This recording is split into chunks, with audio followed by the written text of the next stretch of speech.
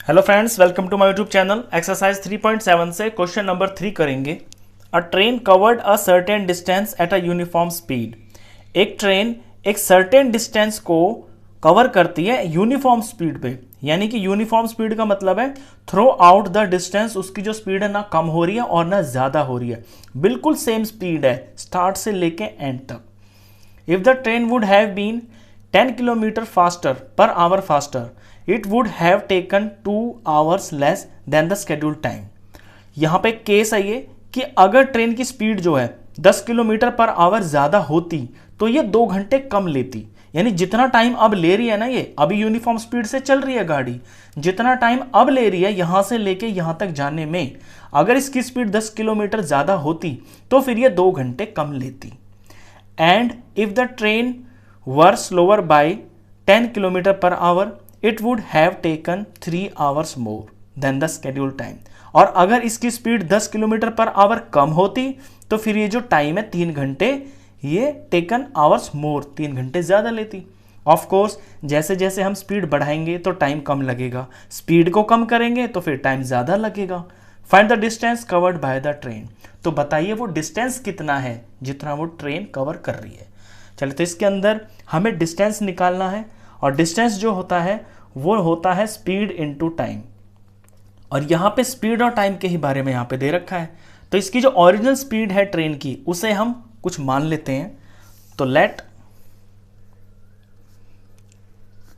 The original speed of train, यानी जिस speed पे गाड़ी अभी चल रही है, let the original speed of train is equal to, ये x भी मान सकते हैं आप या कुछ और भी मान सकते हैं। मैं s मान लेता हूं, s फॉर स्पीड होगी ना तो s ही ले लेता हूं मैं यहाँ पे variable, s kilometre per our. ये तो हो गई है इसकी स्पीड। अब जो टाइम ये ले रही है, यानी यहां से लेके यहां तक अपनी जर्नी को कवर करने में अभी जितना टाइम ले रही है उसे मैं t मान लेता हूं।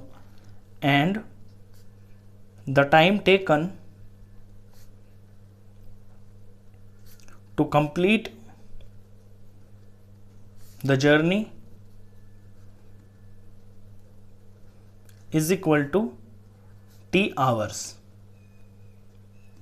अब ये स्पीड है और ये टाइम है, तो डिस्टेंस कितना होगा? डिस्टेंस का फॉर्मूला होता है speed, distance is equal to speed into time. इसी चीज का हम यहां पे यूज करेंगे। देयरफॉर तो जो डिस्टेंस हो जाएगा, यानी ट्रेन जो चल रही है, distance is equal to S T हो जाएगा, क्योंकि स्पीड यहाँ पे एस है, टी टाइम है, तो डिस्टेंस हो जाएगा एस टी। अब आते हैं अपने केस के ऊपर। पहले केस में क्या हो रहा है, जो गाड़ी है हैव बीन 10 किलोमीटर फास्टर, उसकी जो स्पीड है वो 10 किलोमीटर बढ़ाई जा रही है। तो यहाँ लेंगे हम केस 1। तो गाड़ी की स्पीड है एस और इसको 10 बढ़ाया जा रहा है, यानी स्पीड में 10 बढ़ा दिया, 10 ज़्यादा कर दिया स्पीड। हो क्या रहा है, it would have taken 2 hours less, तो टाइम 2 घंटे कम लगेगा। तो फिर टाइम में से 2 माइनस हो गया, ये टाइम कम हो गया। अब ये स्पीड बढ़ा दी और टाइम कम लगेगा। ये स्पीड है, ये टाइम है, स्पीड इनटू टाइम क्या होता है, ये डिस्टेंस होता है। डिस्टेंस क्या है हमारा, एस टी। डिस्टेंस पे कोई फर्क नहीं पड़ रहा, डिस्टेंस वही है, ये पर्टिकुलर एक डिस्टेंस है। अगर इसकी स्पीड गाड़ी की 10 बढ़ा देंगे तो जो टाइम है वो कम लगेगा जितना अभी लग रहा है यूनिफॉर्म स्पीड में। तो ये चीज ऐसे ही रहेगी। केस 2 पे आते हैं। केस 2 में ये हो रहा है, and if the train were slower by 10 kilometre per hour, यानी अगर इसकी जो स्पीड है गाड़ी की, ये गाड़ी की स्पीड s है, अगर ये 10 कम कर देते हैं, it would have taken 3 hours मोर, तो 3 घंटे ज्यादा लगेंगे, यानी टाइम प्लस 3, तो 3 घंटे ज्यादा लगेंगे। Speed into time is equal to, ये डिस्टेंस हुआ, डिस्टेंस हमारा वही है, एक ही डिस्टेंस है एस टी।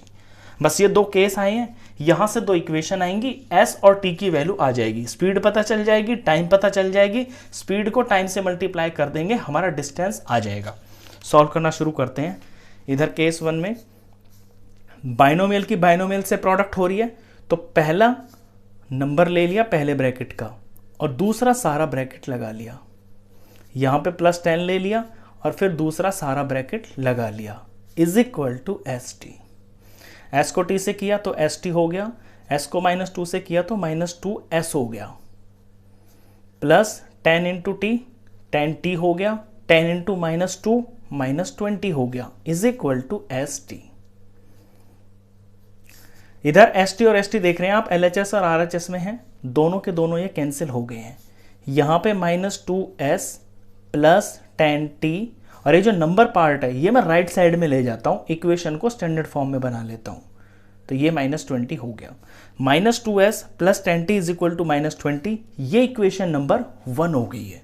ऐसे ही यहाँ से इक्वेशन निकालते हैं एक, तो बाइनोमियल है तो पहला नंबर लेंगे पहले ब्रैकेट का, दूसरा सारा ब्रैकेट इसके साथ में प्रोडक्ट में लगा देंगे, फिर दूसरा नंबर लेंगे -10, ये सारा ब्रैकेट इसके साथ में लगा देंगे प्रोडक्ट में, इज इक्वल टू यहाँ पे ये st है। st हो गया, s की 3 से मल्टीप्लाई करी 3s हो गया, -10t -10t हो गया, -10 3 जार -30 हो गया, इज इक्वल टू ये st हो गया। st से st कट गया, दोनों तरफ है, यहाँ पे 3s -10t, और ये -30 को मैं दूसरी तरफ ले जाता हूँ स्टैंडर्ड फॉर्म बनाने के लिए, तो दूसरी तरफ जाके ये प्लस हो जाएगा, ये प्लस हो जाएगा, प्लस का 30, और यहाँ पे भी ये जो -20 है जब दूसरी तरफ जाएगा तो ये प्लस हो जाएगा, माइनस मैंने गलती से लगा दिया क्योंकि इसकी साइड चेंज की है ना, तो ये प्लस हो जाएगा। अब मेरे पास ये दो इक्वेशंस आ गई हैं, दोनों इक्वेशंस को मैं यूज करूंगा, एलिमिनेशन मेथड लगाऊंगा और s और t की वैल्यू निकाल लूंगा। तो now solving 1 and 2, now solving equation 1 and 2। तो पहली इक्वेशन है -2s plus 10t is equal to 20, दूसरी है 3s minus 10t is equal to 30।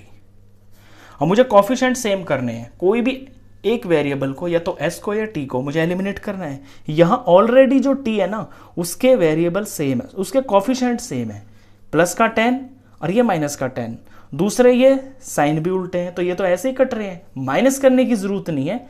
जब साइन आपके उल्टे सीधे हों प्लस माइनस में तो फिर आप उसे ऐड करते हैं, तो ऐड करने से ये खत्म हो जाएगा, प्लस का 10 माइनस का 10 खत्म।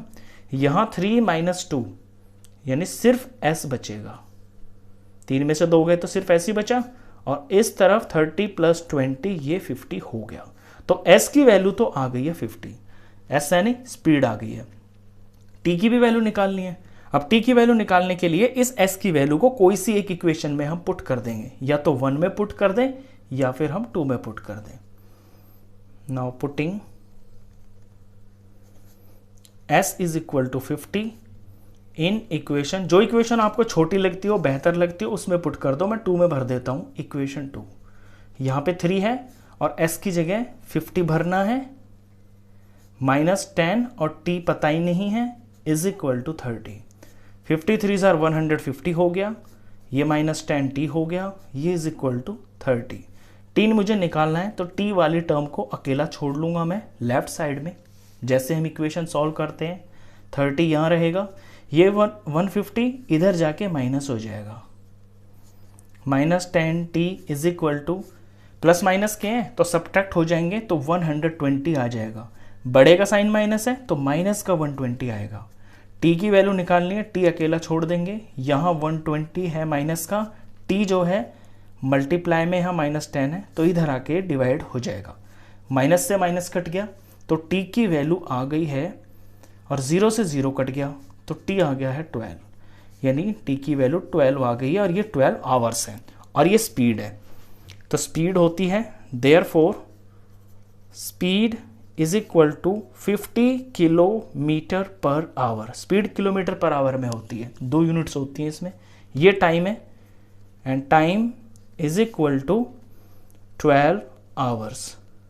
अब हमसे तो पूछा है डिस्टेंस, तो देयरफॉर डिस्टेंस, डिस्टेंस होता है स्पीड इनटू टाइम। डिस्टेंस का फॉर्मूला स्पीड इनटू टाइम होता है, तो स्पीड में स्पीड लगा देंगे यानी कि 50, और टाइम में टाइम लगा देंगे यानी कि 12, और 50 को 12 से मल्टीप्लाई किया तो 0 का 0, 12 5 आर 60 यानी 600, और ये किलोमीटर में चल रहा है 600 किलोमीटर। यानी वो जो ट्रेन है ना वो डिस्टेंस जो कवर कर रही है वो 600 किलोमीटर है। अगर वो यूनिफॉर्म स्पीड से जा रही है तो उसे अपना कुछ टाइम लग रहा होगा, लेकिन अगर उसका स्पीड 10 बढ़ा देते हैं तो उसे 2 घंटे कम लगेंगे, लेकिन अगर उसकी स्पीड 10 कम कर देते हैं तो उसे 3 घंटे कम लगेंगे। टाइम डिस्टेंस 600 किलोमीटर ही है। क्वेश्चन खत्म। तो इस वीडियो में बस इतना ही। नेक्स्ट क्वेश्चंस के लिए मिलते हैं फिर नेक्स्ट वीडियो में। तब तक के लिए गुड बाय।